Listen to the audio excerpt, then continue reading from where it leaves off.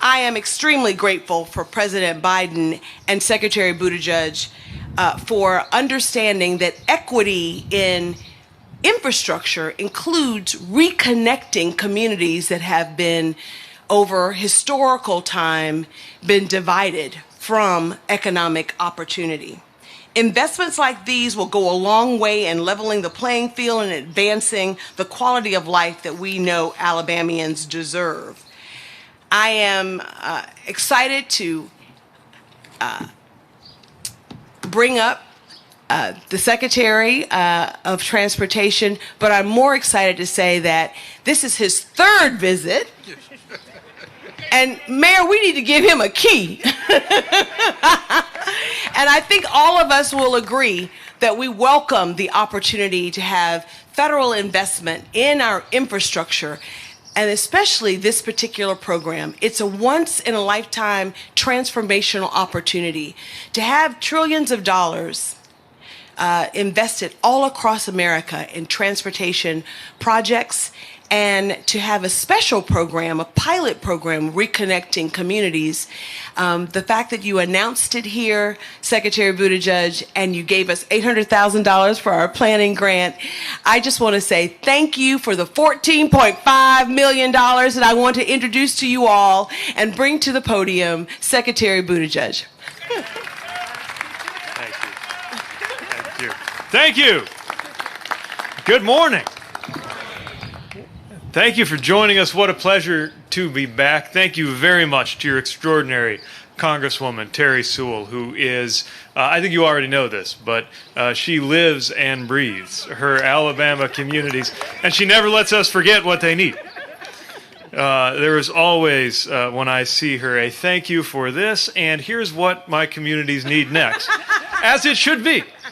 And as she noted, the only member of the Alabama delegation to vote for the bipartisan infrastructure law, which means that every penny of this project and every penny of the billions coming to Alabama for infrastructure is there because she and others partnered with President Biden to get this infrastructure package done. She believed in it. She worked with us. We are grateful to her.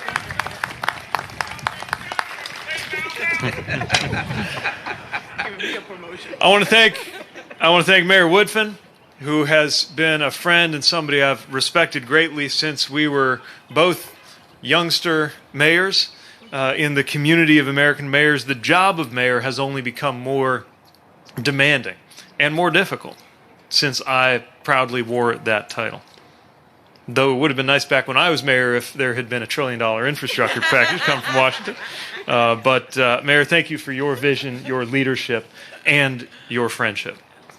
I want to recognize all of the community and business leaders who are here, who have joined us, including those we just heard from, Mr. Holloway, Ms. Hatcher, whose vision and passion and readiness to put their money where their mouth is in terms of taking risks in support of this community, as every entrepreneur does, is something that inspires us to make sure we match their investment and their risk-taking with those federal taxpayer dollars to help build up this community. I know Senator Doug Jones is here. I want to thank you for continuing to be a great leader and a great voice and a great friend. And even though he can't be here today, every transportation secretary winds up putting capstones on things where the cornerstone was laid by somebody else. And I would be remiss if I did not acknowledge my friend Secretary Anthony Foxx, who got the ball rolling on the conversation in a whole new way about equity in transportation when he was serving under President Obama. I do not believe this program would be possible if it were not for the leadership and the groundwork that he laid, so we are in his debt as well. Before we get into the moment and the project we're celebrating, I do want to acknowledge that there continues to be shock and pain in Baltimore and around the whole country in the aftermath of the tragedy that took place 1 week ago yesterday. We continue to mourn those construction workers who lost their lives. We're going to work every day to deliver on President Biden's promise that the administration will make sure Baltimore can recover. Nothing makes me feel at home like hearing a tornado siren being tested. It's like I'm all right. And I assume that the city is responsible for the weather today, so thank you for the sunshine.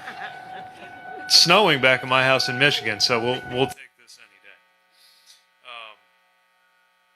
I'm glad your system is in good working order too. I feel very safe. Look, we're here because infrastructure shapes our lives, and we're going to have to give that a minute. All right. All right. Better to have it and not need it than need it and not have it. So, look, we're here because everybody here recognizes all the ways in which infrastructure shapes our lives. We feel it when something goes wrong. Sometimes we don't pay attention to it when everything goes right. But a lot of work goes into making sure that it goes right. And that's what today is about. It's about better infrastructure for the future, and it's about putting right things that have been done wrong in the past. Part of what brings me to Birmingham today is recognizing the consequences of infrastructure decisions that were made generations ago, and our regard for a community's vision to change that. That's part of why it's so special to be back in Birmingham a little less than 2 years since my last visit. It was a real privilege this morning to tour 4th Avenue with Mayor Woodfin, with Representative Sewell, and with local community leaders to see the history, the heritage, and most importantly, the hope for the future here.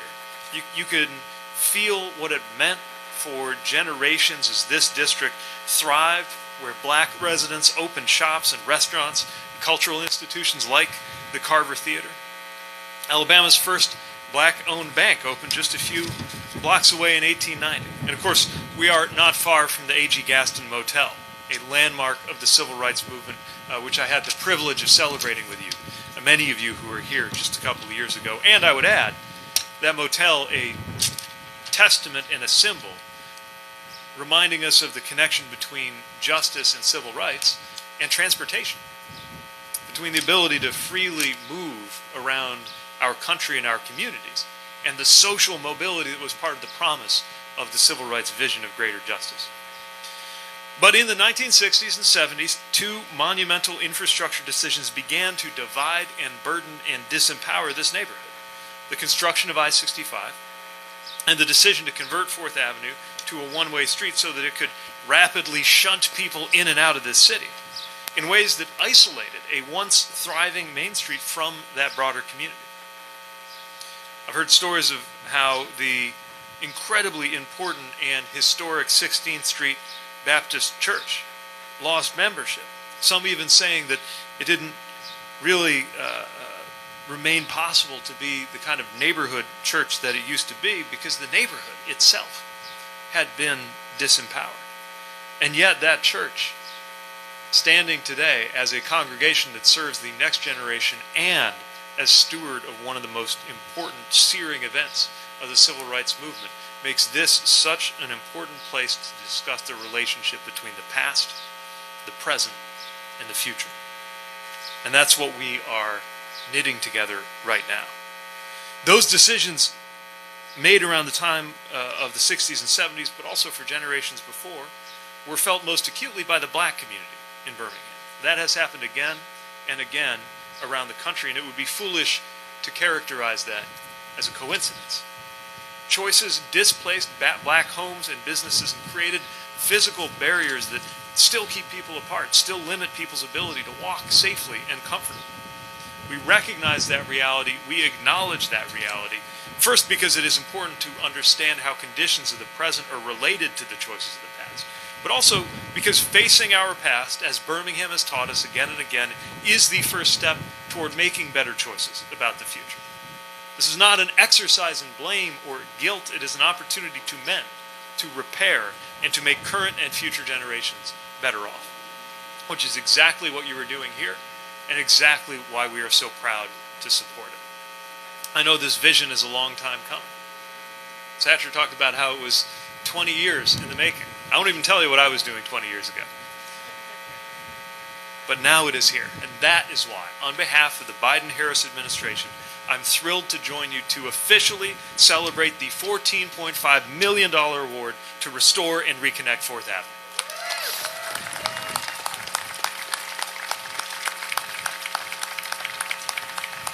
It's going to revitalize 15 blocks. It's going to restore the two-way design that was original to this neighborhood, but also add more modern features. People are going to find it easier and more comfortable and more safe to move on this corridor, whether walking or, yes, biking or riding the bus or driving. A road can either divide a neighborhood or blasting vehicle traffic through the heart of a city without regard to those who live and work there. Or that same road with a better design can tie that neighborhood together. A road can either serve to evacuate or to invigorate a neighborhood. And I know that this area will be invigorated, that people will be better able to take a walk, to shop at a local business, to get their hair cut, to walk to church, to eat at Green Acres, something I am sincerely looking forward to doing a little bit later on. And to run into people and have those chance encounters that make cities cities. I know what this kind of transformation can mean because we lived it in South Bend when I was mayor. We had a pair of two-way streets that went right through our city. They moved cars really quickly, but they choked off the life of our downtown. And the public dollars that we invested in that transformation quickly came back to us when we turned them into livable, walkable, complete streets, as tens of millions of dollars in private investment came from businesses who told us that the street transformation was part of their decision. Restaurants thrived, businesses grew, and most importantly, traffic collisions decreased. And I fully expect that you're going to see similar benefits here in Birmingham. There's so much more at stake here than just a mile and a half of roadway. It's a place that shows that historic restoration is not an academic exercise. It is an investment in a better everyday life. It is one of the most practical things you can do. And yet, the symbolic resonance of doing it here is not lost on me. I know that we are on hallowed ground. 60 years since the Civil Rights Act. The courage that people showed on these streets changed America's history for the better, helped make our democracy more democratic. And yet we know that was also far from the end of the story. The relationship between our past and present and future is physically encoded in our infrastructure. That's true here. It is true across the country, from Buffalo, New York, to Atlanta, to Portland, Oregon, to Portland, Maine. Just about every city in between. That's why President Biden made sure to weave equity into the bipartisan infrastructure law, creating a first-of-its-kind Reconnecting Communities program to build infrastructure that unites where federally funded infrastructure once served to divide. And we know that the example from here can radiate out, as Reverend Shuttlesworth said, as Birmingham goes, so goes the nation. Now, as was mentioned, we were here to announce this program a couple of years ago, but that didn't come with any guarantees that we were going to be able to fund the project. So I want to make sure you know how much you have to be proud of. This is an unprecedented level of funding, but we still got far more applications into this program than we could support. Matter of fact, 3.5 times more funding was requested around the country than we were able to support. So you have a lot to be proud of that your project is one of the winners. And no pressure, but we have very high expectations for the results from this project.